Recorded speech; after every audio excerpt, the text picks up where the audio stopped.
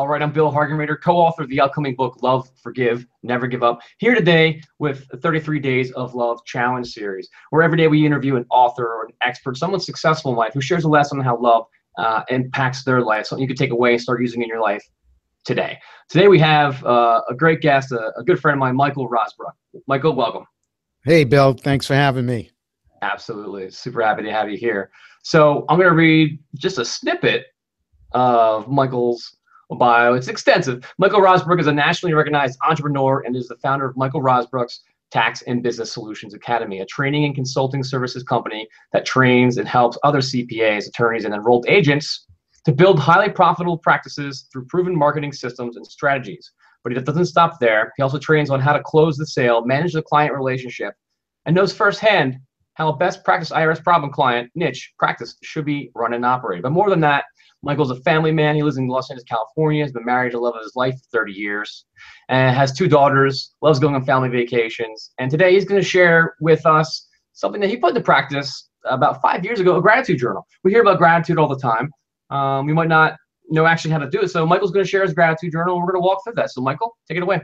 Hey, thanks, Bill. Yeah, every morning I made it a routine probably started about 5 years ago, where the first thing I do, even before I have my coffee, I roll out of bed, my journal's right on my night table, and I write a gratitude list. And I write the 5 things I'm grateful for today. Because, when you're having a tough time, or you're in fear, or you're in discomfort, I mean, faith and gratitude go a long way to alleviating that internal pain. So I do the gratitude list. So, one of the first things I'm grateful for is number one, I had a restful night's sleep, and then thank you, God, for another day of living clean and sober. Since I'm a sober member of Alcoholics Anonymous, I'm very thankful for my sobriety. That's number one that I lead off with every day. And then I think about some of the things that are really important to me, like, thank you for the little things. Thank you for having people in my life that actually love me. Thank you for the air I'm breathing. Thank you for the clothes, the car, the house I'm living in, food in the fridge. Those are the little things. When I can get down to those basics, it puts everything else, it puts all the big things, all the things we fear about and think about in perspective. Because without the initial things of like oxygen and awakening and being clean and sober and everything else, nothing else matters. Okay. And that sets my day up pretty good. When I don't do that, if I'm traveling on business or vacation, if I don't do that, I don't have as good a day. So it's kind of funny how that works for me. Yeah. And so we talked a little bit before we got on the interview, but you haven't been doing that your entire life. And no. What's kind of the difference in how you were prior to where you were expressing your gratitude, or at least being open to it more fully, and then afterwards? Well, in my prior life, when I had my own practice and it was a big national practice, I was doing really, really well on the outside. Successful, making a bunch of money, all that stuff. But you know what? There was something within me internally that I wasn't happy about. And I always ask this question because I was taught this question, Mike, do you want to be happy or do you want to be right? So, when I was unhappy, I needed to be right all the time. Yeah. No, you're wrong. No, this is the way you do it. I tried to control everything. I wanted to control all the results. Now I'm in the efforts business. I'm not in the results business. I'm in the efforts business. So if I do all the right actions and do all the effort that needs to be put in to achieve the result will come. It may not be the greatest, but I know I've done everything I could, all the legwork, all the footwork, all the efforts to get the result I wanted. So I kind of got off track there. No, that fills it in perfectly. I'm the same way. I have a gratitude journal that I keep in the morning, and I just want to stress that Michael's a very successful person in many areas. I reach out to Michael for advice on many different things in marketing and in life, and just that having a gratitude journal is something that if you're successful, you still do it. It makes life more fulfilling. And if you're not where you want to be, it's harder to get to where you want to be if you're not happy with what you have. Would you agree with that?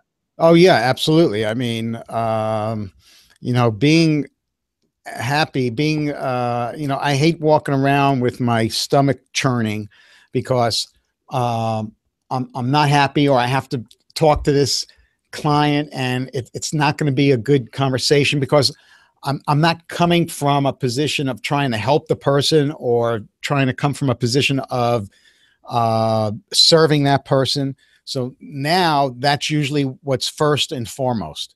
That I know if I do that first, the other stuff, the financial will come.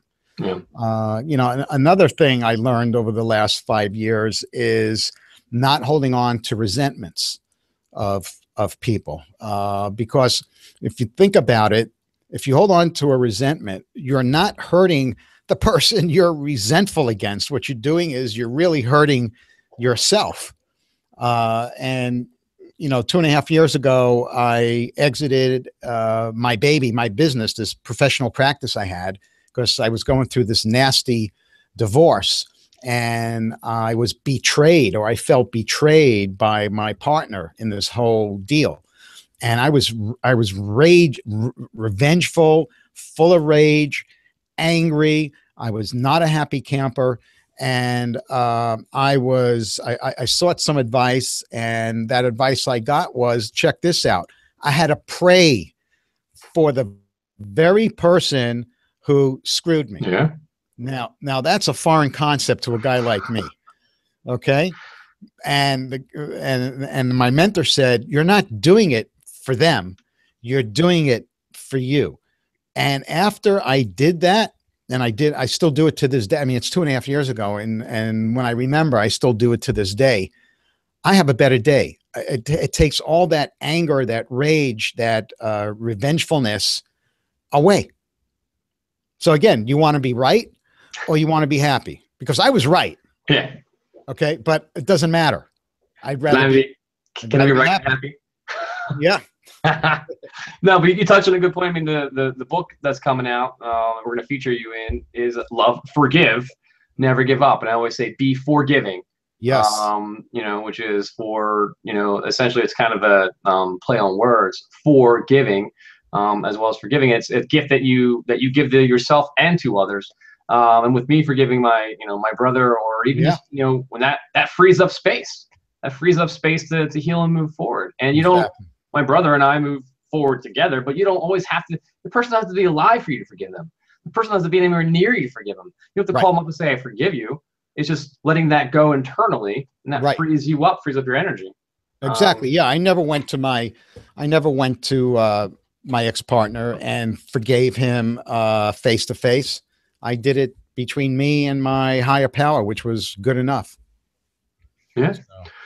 So we're coming up to the end of the series. This is a shorter 10-minute format. What would, we talk about gratitude, giving up resentments, just like what's maybe an overarching lesson, or maybe something you can share with those who are watching right now that might be going through a tough time, that might be going through a business divorce. What's something you might share with them? Well, I think it's good to have, I go back to, it's really good to have a support group, somebody who knows your deepest, darkest secrets, if you will, because that way, at least you can get honest with somebody who could give you some advice. Because when you're in the thick of it, when you're in it, going through it, sometimes our brain gets muddled and we don't come up with the most rational decisions.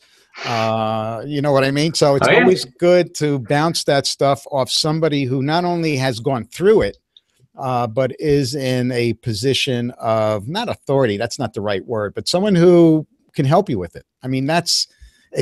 So to get help is you can't do it on your own. You need a village. You really can't do a lot of this stuff on your own. That's my personal experience.